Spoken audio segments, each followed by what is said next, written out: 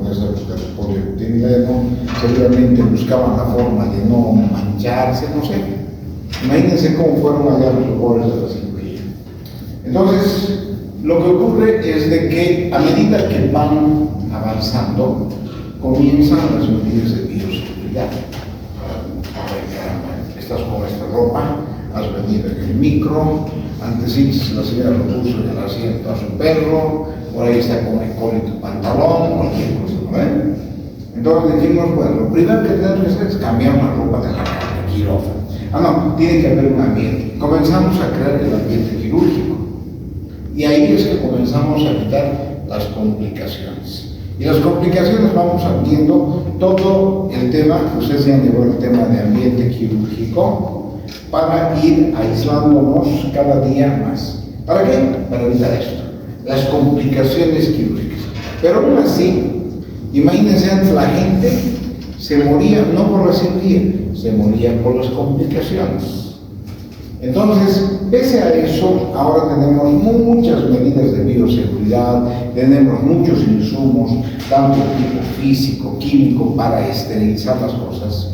Pese a eso, tenemos una serie de complicaciones quirúrgicas inherentes a la enfermedad del paciente, inherentes al propio acto quirúrgico o a la técnica quirúrgica, o inherentes a algún error del cirujano. Entonces, en base a eso, podemos tener complicaciones de la herida quirúrgica, podemos tener complicaciones del sistema termorregulador. No nos olvidemos que lo vas a tener el paciente expuesto en una cama, desnudo, ¿no? Y además su cuerpo, no, el médico está haciendo mucha calor, ponga aire acondicionado, o tienes en una hipotermia natural al paciente. Entonces tenemos que ver también complicaciones del sistema termorregulador, complicaciones respiratorias. No te olvides que le ponemos un tubo, lo intubamos al paciente. Entonces podemos tener complicaciones respiratorias, podemos tener complicaciones cardíacas inherentes al uso de medicamentos o a la misma enfermedad del paciente, podemos tener complicaciones renales. No nos olvidemos también que algunos medicamentos anestésicos son nefrotóxicos, ¿no? Y también los medicamentos se eliminan por el riñón. Podemos tener complicaciones gastrointestinales, el hecho de abrir el abdomen. Estamos hablando también, y el manipular el intestino, estamos ocasionando una parálisis intestinal. Entonces, complicaciones hepatobiliares, les decía, complicaciones metabólicas y finalmente complicaciones neurológicas. La próxima, por favor. Entonces, en base a eso, vamos a ver el primer tema, que son las heridas quirúrgicas. Y las heridas quirúrgicas pueden ser inmediatamente a la cirugía o mediatamente. Entonces, si hablamos de una etapa mediata, puede ser esta total o parcial. Y en este caso, la edad mediata va a estar sujeta a la técnica que has utilizado y al material que se ha utilizado en la cirugía. Esta dehiscencia de la sutura puede ser total, se abre toda la herida, o puede ser parcial en segmentos que se dan, ¿no? Puede darse un drenaje, dice, cero sanguinolento en la dehiscencia. Entonces ya nosotros tenemos que ver elementos. Primero, la limpieza en la cirugía, la hemostasia es importante. Esto, que el drenaje cero sanguinolento, es justamente cuando dejamos un espacio de sangre y esta sangre se absorbe y aparece la parte serosa, ¿no? Y por último, es necesario ver el motivo de la dehiscencia para poder hacer una reposición de esta herida quirúrgica. El hematoma, ya les decía, cuando la hemostasia no es lo suficiente, o sea, la herida sigue sangrando, se crea un bolsón. ¿Qué es la sangre? Se vuelve un buen caldo de cultivo. Y al volverse un caldo de cultivo, prácticamente sujeto a las infecciones quirúrgicas o finalmente a esto que se hace de que el mismo organismo comienza a hacer la absorción y terminamos con un líquido cero sanguíneo. Es importante ver la hemostasia, porque cuando tú averiguas con el paciente, tenemos que hablar de que si el paciente está coagulado, si tiene alteraciones en la coagulación, si está utilizando anticoagulantes. De esta manera también ver ver el tema de la hemostasia que hemos hablado en el primer tema. Ya habíamos dicho que al tener un hematoma va a contribuir a la infección porque se vuelve un caldo de cultivo. Además, como existe ya un hinchazón, va a haber dolor. ¿Por qué? Comprime. Obviamente que la hemostasia también, o la hemorragia se limita con la compresión de ese tercer espacio que se está haciendo. Y por último, también podemos tener un edema. ¿Ya? Generalmente el hematoma es un drenaje oscuro, sanguinolento, ¿no? Cuando este se descubre en el postoperatorio, generalmente lo que tenemos que hacer es evacuar. Abres un puntito y haces de que se limpie ese hematoma y tengamos ya el drenaje del hematoma. La próxima, por favor. Otra complicación importante de la herida quirúrgica es la infección. Y la infección puede estar sujeta a aerobios y a anaerobios. Cuando hablamos de infecciones anaeróbicas es muy riesgoso, generalmente cuando abrimos vísceras huecas. No nos olvidemos que el lumen del intestino, delgado o de algunas vísceras huecas contienen elementos anaerobios que nos pueden dar una infección mayor. Las infecciones de las heridas pueden ser además intrahospitalarias, que son generalmente gérmenes resistentes que complican, ¿no? ¿Y cómo se manifiesta la infección? Con la tetrada de Celsius. ¿Cuál es la tetrada de Celsius? Son las cuatro que nos van a dar, entonces, rubor, calor, dolor y tumor. Acá le he puesto hinchazón. Algunas veces puede comenzar con una febrícula, cuando el paciente reacciona, pero en pacientes inmunodeprimidos puede no tener febrícula. Pero sin embargo, una buena llamada es de que entre el cuarto y quinto día de la operación tenemos la febrícula. ¿Qué es lo que tenemos que hacer? Es drenar el absceso y hacer un cultivo y antibiograma para ver qué germen está para hacer el tratamiento correspondiente. Podemos tener falsos positivos en el tema del drenaje y el cultivo, porque no nos olvidemos que en la cirugía tenemos que dar antibióticos profilácticos. Por tanto, el germen puede no estar sensible a ese medicamento. Durante el cambio de apósitos siempre debemos ver la herida, el drenaje de la herida, ver si es una secreción purulenta, si es una secreción serosa. ¿No? Cuando hay presencia de necrosis, tenemos que ponernos la barra en remojo, porque estamos hablando de presencia de gérmenes anaerobios, como el Clostridium tetani, el Clostridium perfringens. No nos olvidemos que los gérmenes anaerobios en el tejido subcutáneo, en personas inmunodeprimidas diabéticas, puede avanzar un centímetro.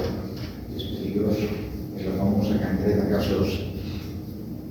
Se debe hacer un cultivo, lo que les decía, y se debe hacer una antibiótico-terapia de amplio espectro que nos permita también disminuir los signos de la infección.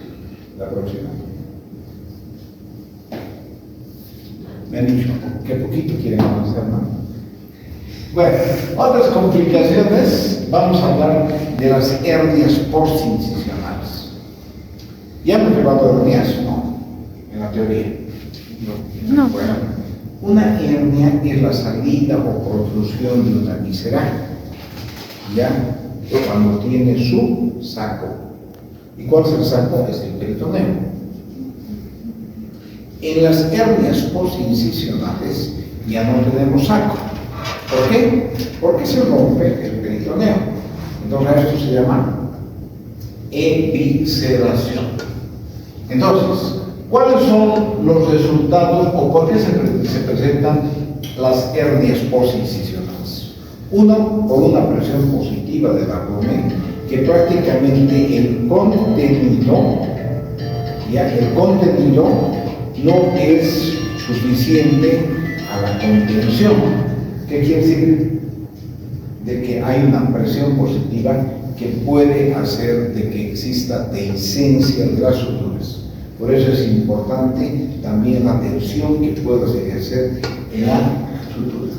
Está relacionado esto, ya les decía, con la obesidad, está relacionado con el tema nutricional. En pacientes desnutridos la cicatrización puede ser disminuida, ¿no? Y generalmente algunas de esas hernias postincisionales permanecen durante mucho tiempo, ¿no? Y que cuando existe una tensión mayor, o por ejemplo en pacientes prostáticos que hacen presión, en pacientes obesos, en pacientes que tienen, por ejemplo, en el embarazo, si es que no tienen una buena cicatrización, nos pueden parecer postincisionales. La próxima. Hipotermia, ya había adelantado la hipotermia. La hipotermia se da por varios factores, ¿no? ¿Qué quiere decir? Que la temperatura puede bajar por debajo de 35 grados centígrados y hay mecanismos que nos van a ocasionar la pérdida de carga. ¿Cuáles son? El medio ambiente. Estamos en un ambiente quirúrgico con aire acondicionado, el paciente es expuesto de forma desnuda, puede ser por contacto, la mesa quirúrgica fría, puede ser por evaporación, porque el paciente está con fiebre y hay una eliminación de vapor, ¿no? También no nos olvidemos de que la exhalación te va a producir pérdida de calor, ¿no? Y es importante también la administración de líquidos.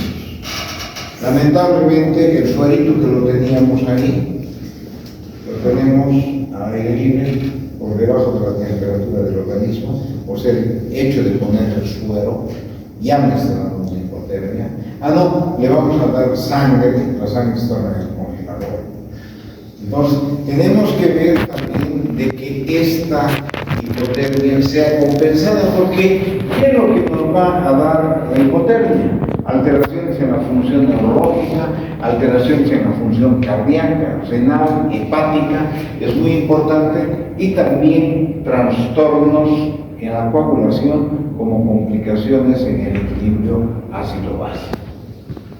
¿Qué es lo que tenemos que hacer? Calentar el cuerpo. Entonces, tenemos que hacer que el aire del medio ambiente esté enfriado, ¿no?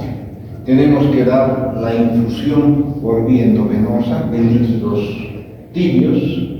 Administración de los gases deben tener también una temperatura adecuada. Y generalmente, cuando estamos lavando la cavidad peritoneal con una peritonitis, todo eso, igual, suerito, más agua fría, más agua fría. Entonces, ¿qué es lo que pasa? El agua que se debe utilizar tiene que ser agua tibia. Cuidado con que sea agua caliente, si no van a estar haciendo tripitas, ¿no ven? Entonces, no. Tiene que ser una agua que sea de acuerdo a la temperatura, entre 36 y 38 grados, 37 grados, ¿no? Bien, la próxima. Complicaciones del sistema termorregulador. Ustedes saben de que la fiebre es un problema grande, donde cuando se aumenta la temperatura por cada grado de temperatura, se pierde 500 ml de evaporación. Entonces, ¿qué es lo que pasa? Si tenemos nosotros un aumento de la temperatura, nos podemos dar también las infecciones, una bacteriemia, las causas que nos dan la fiebre van a ser los abscesos, van a ser las bacteriemias, cuerpos extraños retenidos también van a aumentar la temperatura, la endocarditis, y ya estamos hablando de infección, la faringitis, la meningitis, las úlceras de decúbito infectadas. Todo esto me va a dar un signo de que el sistema termorregulador nos va a dar la fiebre. La fiebre es un timbre de alerta, es un signo importantísimo que nos denota algo, ¿no? ¿Se acuerdan que hablamos de los signos y síntomas, ¿no? Y los signos generalmente es lo que tú puedes medir, los síntomas es lo que el paciente siente. Entonces, los signos que nos van a dar hipotermia, la hipertermia, nos están dando que algo malo está pasando. La hipotensión, está pasando algo. La hipertensión, está pasando algo. La taquicardia, la bradicardia, también son signos que nos están diciendo algo está pasando. Si hay taquicardia, estoy perdiendo sangre o algo está pasando. No, estoy con fiebre. Entonces, estos signos nos van a dar también ciertas llamadas de atención a tener accesos, bacteremias, cuerpos extraños. Y las causas no infecciosas de una hipertermia o alteraciones en el sistema circulador van a ser la deshidratación, obviamente, van a ser el feocromocitoma, la pancreatitis, los cánceres o neoplasias, las insuficiencias suprarrenales y las reacciones alérgicas. La próxima, por favor. Complicaciones respiratorias. No nos olvidemos de que el paciente en la cirugía ha sido intubado. Has metido a la tráquea un elemento extraño, al margen de que también, si bien son estériles los elementos, pero también puede haber un contagio con el medio ambiente, porque tenemos toda esta barrera que tenemos en todo el sistema respiratorio exterior, los pelitos que tenemos en la nariz, además todo el sistema de termorregulación que tenemos en el sistema respiratorio, pues esto es directo, ¿no? Y nos puede dar algunas complicaciones. Una de las complicaciones es la atelectasia. ¿Qué quiere decir la atelectasia? Nuestros pulmones. No. Otra cosa que podemos tener son las neumonías.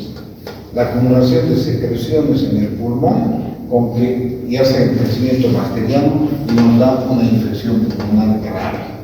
La atelectasia consiste en el colapso de los alvéolos. Mientras los alvéolos están más tiempo colapsados, mayor el riesgo de que este se vuelva un caldo de cultivo y de que la infección progrese. Es importante también ver de que el pulmón reacciona, ¿no?, aumentando la secreción. Y al tener mayor secreción, esta secreción se vuelve caldo de cultivo en los alvéolos para el crecimiento bacteriano de virus o de hongos. El síndrome de insuficiencia respiratoria progresiva en el adulto va a estar dado justamente a esos cambios de la función respiratoria. La atelectasia, la producción de secreción, esto va a impedir el intercambio normal de oxígeno. ¿Y qué es lo que vamos a encontrar en la radiografía? Típica, el infiltrado, ¿no? Vamos a ver una especie de sombra, vamos a ver, además de que esto nos va a permitir también de que la presión que nos da en cuña el tema de los alvéolos va a disminuir también la presión de los capilares, impidiendo el intercambio de oxígeno, produciéndose una acidosis respiratoria que va a complicar la situación.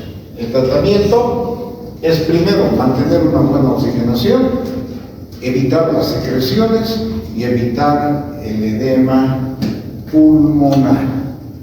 Ahí no las tengo que hacer o quiero continuar. Estamos exactamente a la mitad.